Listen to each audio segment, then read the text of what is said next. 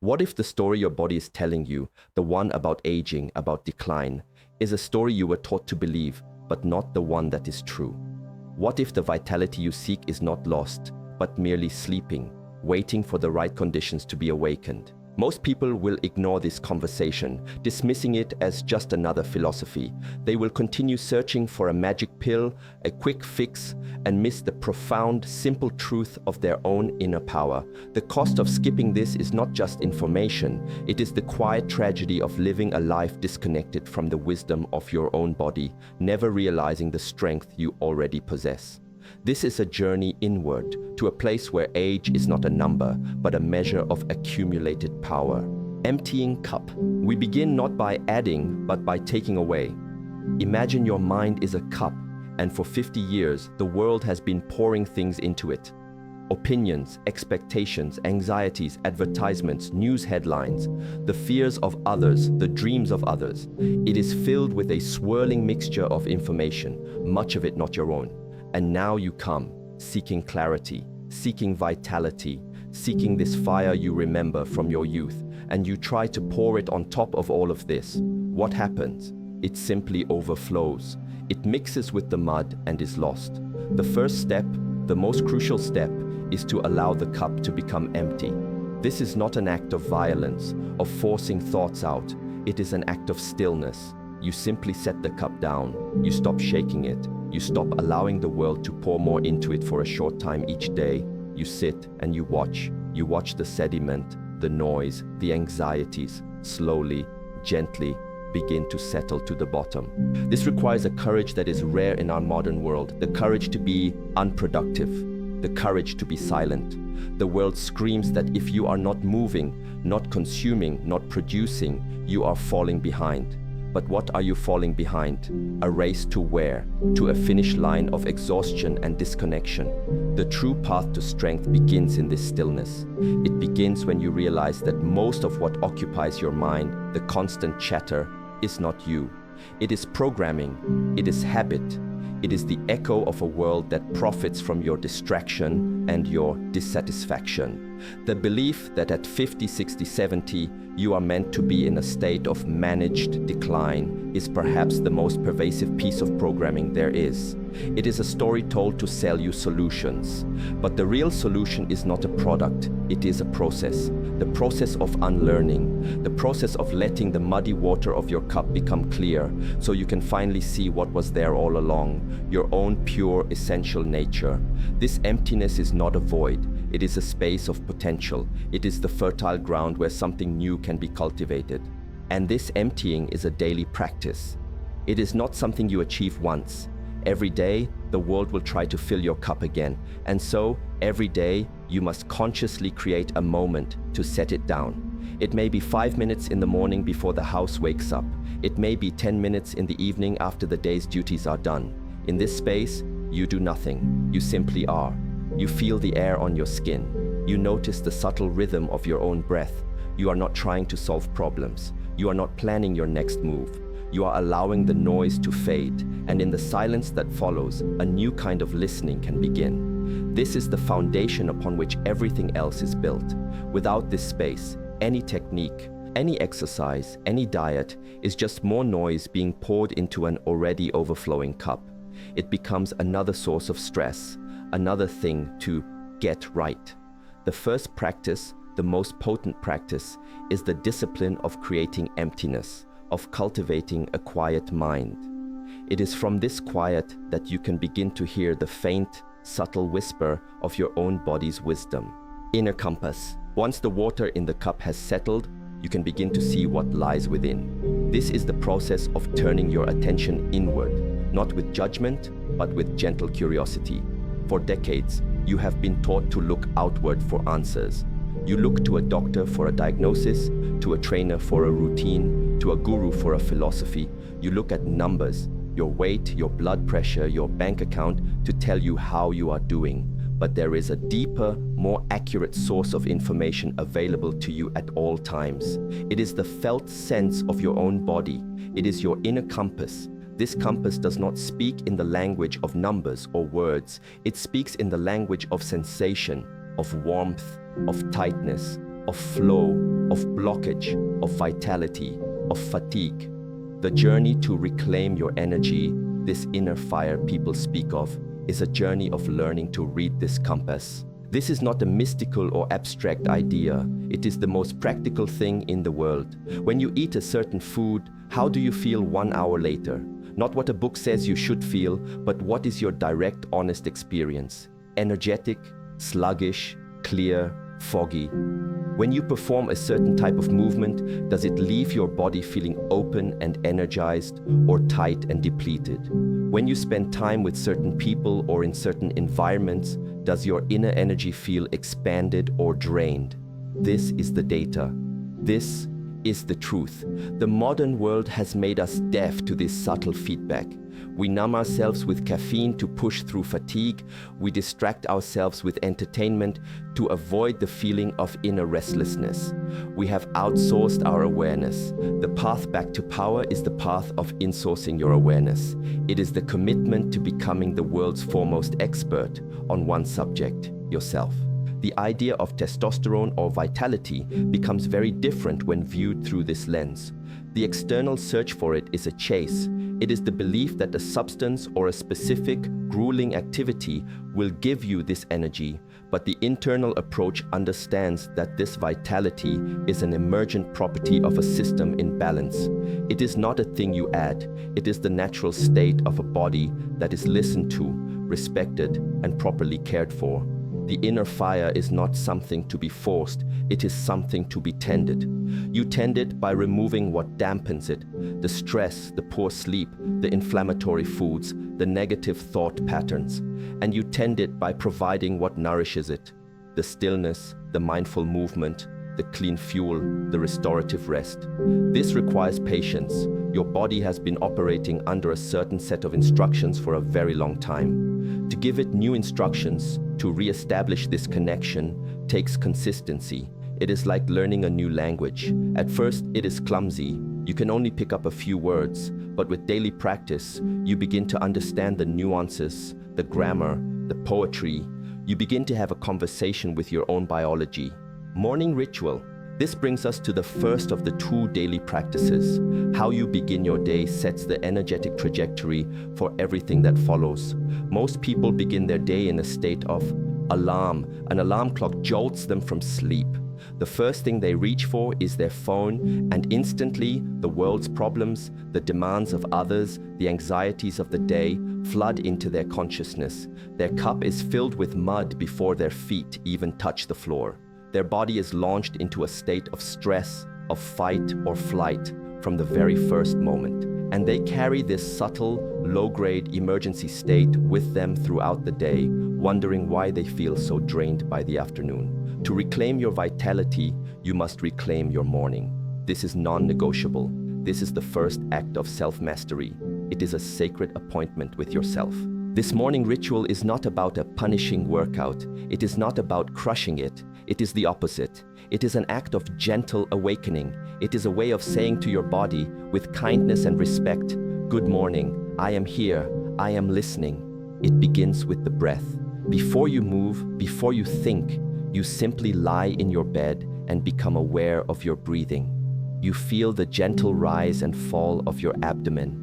You take 3, 5, 10 slow, deep, conscious breaths. With each inhale, you imagine drawing in calm, clean energy. With each exhale, you imagine releasing any lingering tension from your sleep. You are calming your nervous system from the outset. You are establishing a baseline of peace before the world has a chance to disrupt it. This simple act can change the entire chemical signature of your morning. Then you move, but you move with intention, not with violence. Think of a cat waking from a nap. It does not leap up and start sprinting. It stretches, it lengthens, it arches its back, it unfurls its body. This is the wisdom we have forgotten. So you stand and you begin to gently move your joints. You rotate your ankles, your knees, your hips, your shoulders, your wrists, your neck. You are not trying to achieve a deep stretch. You are simply bringing circulation, bringing awareness, bringing life force or qi into every part of your body. You are lubricating the system. You might perform a few simple flowing movements, gentle spinal twists, a slow forward fold, reaching for the sky. The entire sequence might only take 10 or 15 minutes. The goal is not exhaustion, the goal is activation. You are turning on the lights in the temple of your body, one room at a time. You are checking in. How does my back feel today? What is the quality of energy in my legs? You are gathering the data from your inner compass. And you end this ritual with a moment of gratitude. You feel the energy you have cultivated, this quiet, vibrant aliveness, and you offer a simple, silent thank you. You are now ready to meet the day not from a place of deficit, but from a place of fullness. Evening stillness. If the morning ritual is for activation, the evening ritual is for integration and release. This is the second of the 2 daily practices, and it is just as important, if not more so, for the cultivation of deep, lasting vitality. The body does not rebuild itself when it is active. It rebuilds itself when it is at rest. True regeneration, the healing of tissues, the balancing of hormones, the cleansing of the mind, all of this happens during deep, profound sleep. Yet we live in a culture that treats sleep as a necessary inconvenience. We stay up late, stimulated by bright screens, agitated by the day's events, and then we fall into an exhausted, shallow sleep, waking up feeling unrefreshed. We have forgotten how to properly close the day. We slam the door on it instead of mindfully and respectfully shutting it down. This evening practice is a buffer zone between the chaos of the day and the sanctuary of rest. At least an hour before you intend to sleep, you must begin the process of down-regulation. This means making a conscious choice to disconnect from sources of stimulation. The television goes off, the phone is put away out of reach. The bright overhead lights are dimmed, replaced by a soft, warm lamp. You are sending a signal to your ancient biology that the day is ending, that it is time to prepare for the night. This change in light alone has a powerful effect on the hormones that govern your sleep-wake cycle. You are working with your body's natural rhythms, not against them. You are creating an environment, both external and internal, that is conducive to deep peace. In this quiet space, you once again turn to gentle movement and the breath, but the intention is different from the morning. Here, the goal is to release. You might perform very slow, static stretches, holding them for a minute or 2. A gentle hamstring stretch, a hip opener, a child's pose. As you hold the stretch, you breathe into the area of tightness. With each exhale, you imagine the physical tension, the stress, the worries of the day melting away from that part of your body. You are literally wringing the tension out of your tissues. You are not forcing anything. You are allowing. You are surrendering. This is a conversation of release. You are letting go of the armor you wore all day to face the world. You are becoming soft again. This physical release is directly connected to a mental and emotional release. As the body lets go, so does the mind. And then you end with a period of stillness, similar to the emptying cup practice. You sit in a comfortable position in the dim light and you do nothing. You simply allow the day to be what it was. You are not judging it. You are not replaying conversations. You are not worrying about tomorrow. If thoughts arise, as they will, you see them as clouds passing in the sky of your awareness. You do not cling to them. You do not fight them. You just let them drift by. You are creating a space of mental quiet. This practice cleanses the palate of the mind. It allows the nervous system to shift fully from the fight or flight sympathetic state to the rest and digest parasympathetic state. When you finally lie down to sleep, you are not falling into bed from a cliff of anxiety. You are gently wading into a calm sea of rest.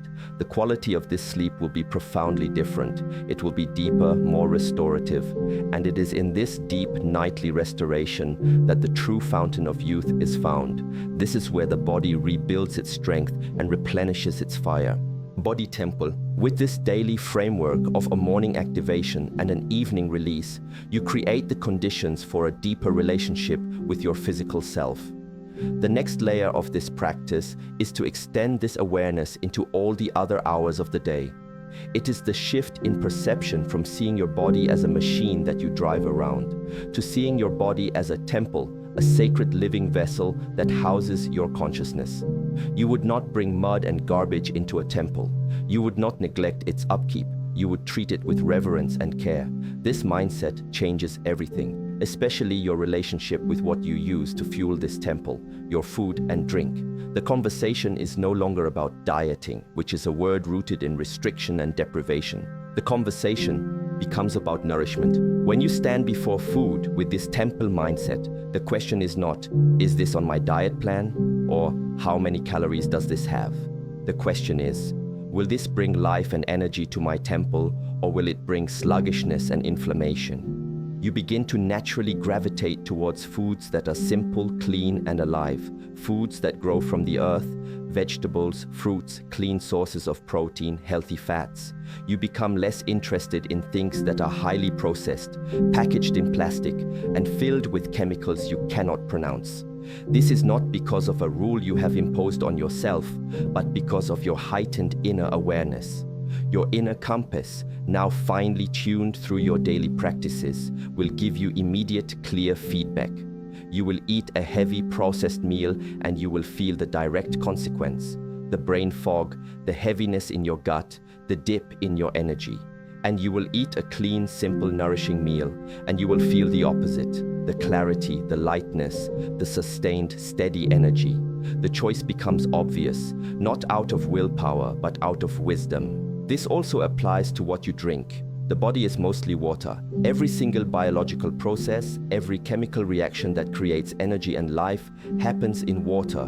When the temple is dehydrated, the entire system becomes sluggish. Communication between cells breaks down. Toxins are not flushed out effectively. Energy plummets. One of the simplest and most profound acts of self-care is to ensure the temple is properly hydrated with clean, pure water throughout the day. Not with sugary drinks that cause inflammation or excessive caffeine that agitates the nervous system. Just water. It is the most fundamental form of nourishment. When you begin your day with a large glass of water, you are not just hydrating, you are participating in a cleansing ritual for your inner temple. You are flushing out the metabolic waste from the night's restorative processes and preparing the entire system for the day ahead. This simple habit alone can have a dramatic impact on your energy levels, your mental clarity, and the health of your skin. It is the foundation of physical radiance. Treating your body as a temple is not an act of vanity. It is an act of profound respect for the miracle of life that you are. Flowing power. As you consistently practice this way of being, the daily rituals of activation and release, the mindful nourishment of your body temple, something remarkable begins to happen. The effects start to flow out beyond your moments of formal practice and into the fabric of your daily life. The strength you are cultivating is not the brittle, rigid strength of a bodybuilder. It is a different kind of power. It is a flowing, adaptable, resilient power. It is the power of a bamboo that can bend in a storm without breaking, or the power of a river that can flow around any obstacle in its path. This is the true meaning of functional strength. It is not about how much weight you can lift in a controlled environment. It is about how you meet the unpredictable challenges of your life. When a stressful situation arises at work, an unexpected deadline, a difficult colleague, you will notice a change. Before, your body's immediate reaction might have been to tense up. Your shoulders would rise, your jaw would clench, your breathing would become shallow. You would enter that fight or flight state. But now, because you have trained your nervous system every morning and every evening to find a baseline of calm,